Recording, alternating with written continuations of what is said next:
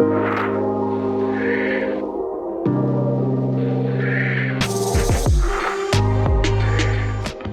Laurie, two very familiar bottles for us to match up one against each other. Glenfiddich and the Glenlivet, two massive brands. Yeah, two icons.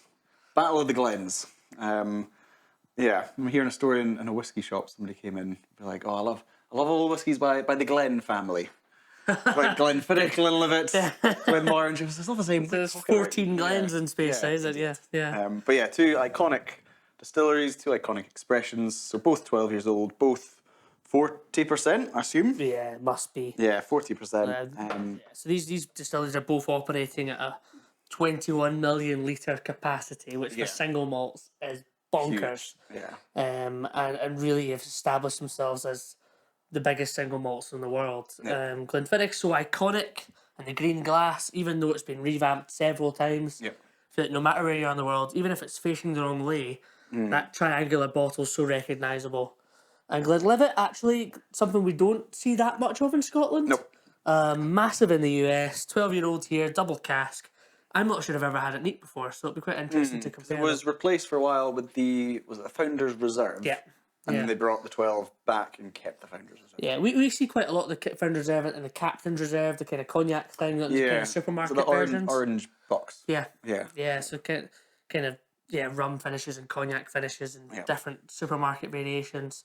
And for their core ranges, I think they're both probably going to be quite similar in style. I think they're going to be identical. I get what you mean, though. In my head, they're identical. If you were writing notes for these whiskies before you tried them, you would write very similar things. Yeah, I don't know. I don't know whether it's the colour scheme as well, but I just think of green fruits and apples and pears and all this sort of thing. But they're both very Speyside and both very approachable. I really like Glenfiddich. I come back to it quite a lot. I've told you how much I love Balvenie. If a pub doesn't have Balvenie 12, Glenfiddich 12's always there. So it'll be interesting to try them and see what we think. I've had a lot of their older expressions as well from both distilleries. Again, that's where it gets a little bit more experimental. But I think these products should be typical to the distillery. Yeah, I mean, they should both be good quality. Good entries into whiskey as well, I suppose. I mean, we're looking less than £40 for each of these bottles. Let's crack them open and see what you think. Starting in whiskey, I think Glenfiddich 12, I think I bought a half bottle of it. Okay. And I sort of proudly went into my colleagues in the whiskey shop and was like, Glenfiddich 12 is my favourite whiskey. And they're like, nobody's going to take you seriously. Because then you need to find something else to say that's your favourite whiskey. I think, because it's such a common whiskey. Yeah. Like, because it's such a big brand, people are like, oh, that can't be your favourite. Yeah. It's funny, some of the best tastings I've ever been to in the industry have been Glenfiddich tastings. And I've not had Glenfiddich 12 in a while, but I recently had the cask strength equivalent, which was really interesting, and I really kind of get it. I'd done a 12-year-old kind of European oak and bourbon cask that were both components of this, and tried them side by side. But these products are so important, each of them, because they're introducing a lot of people into our national drink. Glenfiddich looks great as well. Doesn't it? And presentation-wise, I just think it's really classy. Doesn't it? It's, they look very similar in terms of the colour as well. These are going to be really super soft for us as well. Yeah. Where do you want to start? Eeny, meeny, miny, mo. Let's do alphabetical, which makes no sense. But let's do Glenfiddich. Okay. Dead fresh. Apples, pears, Everything was green. Yeah, super light. Yeah, lovely. Nothing not to enjoy about that. Great. Again, I've had old fashions of this. I've had highballs. It's whiskies you don't have to take too seriously as well. Very approachable. I'm not even sure you have to love whiskey to enjoy this as a drink. Yeah. It's that approachable. Yeah, for me there is quite a lot of kind of citrus fruits on the nose. I can't remember how much comes through in the palate. I'll give that a little try. The palate's delicious. It's so light and sweet. It's an amazing thing that they've been able to keep this such a consistent product. And all jokes aside, we've been in here in our fantastic studio talking about some of the oldest and craziest drams poured, open up really old expressions from closed distilleries, etc., etc. we wouldn't be talking about single malt whiskey if it wasn't for Glenfiddich. No, they've been trailblazers from, was it the straight malt or something? Was Yeah, it pure malt. pure Yeah. malt in the So, 1970s? Yeah, 1963 was the first time that a commercially kind of pushed and marketed single malt, pure malt, Yep. was pursued by Glenfiddich, and everybody was drinking blended whiskey. My grandfather would have been drinking blended whiskey, and used to often have a bottle of Glenfiddich 12 for guests, because it was seen as this kind of very premium offering back then. So it's amazing how today it's kind of bottom of the barrel in a positive sense, in the sense it's still very affordable, Yeah. but it was still really expensive for somebody to go. I'm going I to feel like that's very harsh, bottom of the barrel. no, Like, I mean in terms of price. So like your famous grouse yeah. is minimum alcohol, units I think pricing. Glenfiddich 12 now isn't the cheapest single malt you can buy. It's still an entry level single malt though, right? It is, but like, sure, likes of, like Hamnavulin and Glen Murray and that sort of, they're a couple of quid cheaper. I think you can get it for like 25 quid in the supermarkets. Yeah. Okay. Get your club card out. Yeah, that's true. But it's one of those things that Glenfiddich 12 was a premium offering back then. Yeah.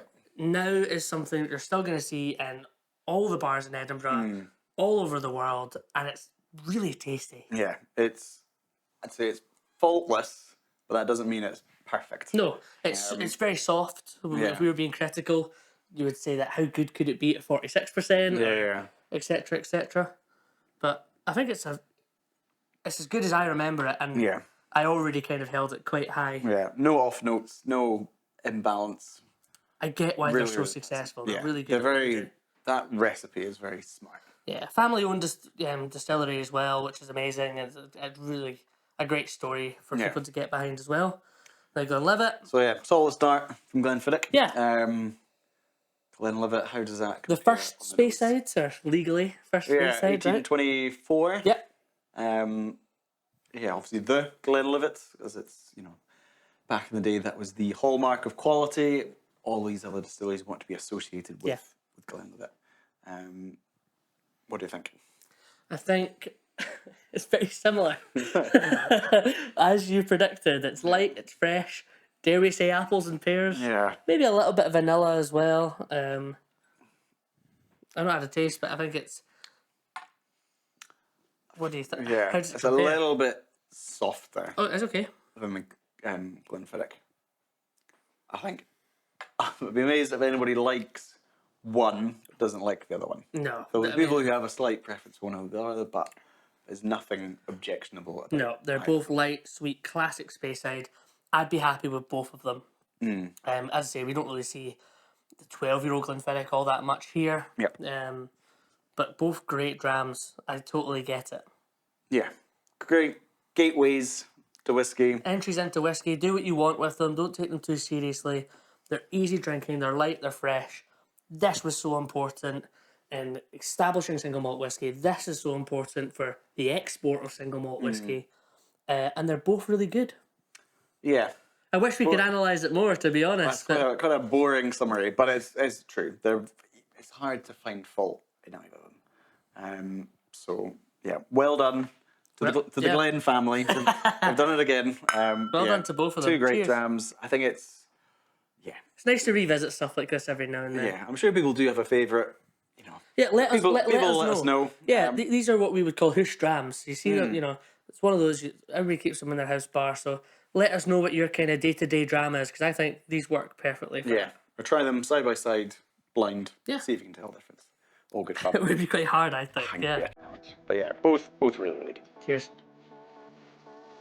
If you've enjoyed this video, don't forget to like and subscribe for more Bevvy content. We want to hear what you think, your best whiskey experiences, the whiskies you want to try. It's a really exciting journey we're on, so make sure to join us. Download the Bevvy app on Google Play and App Store to keep track of your whiskey journey, connect with your whiskey friends, keep track of your favourites, anything you could ever want to do with whiskey, all in one place. It's the definitive whiskey companion.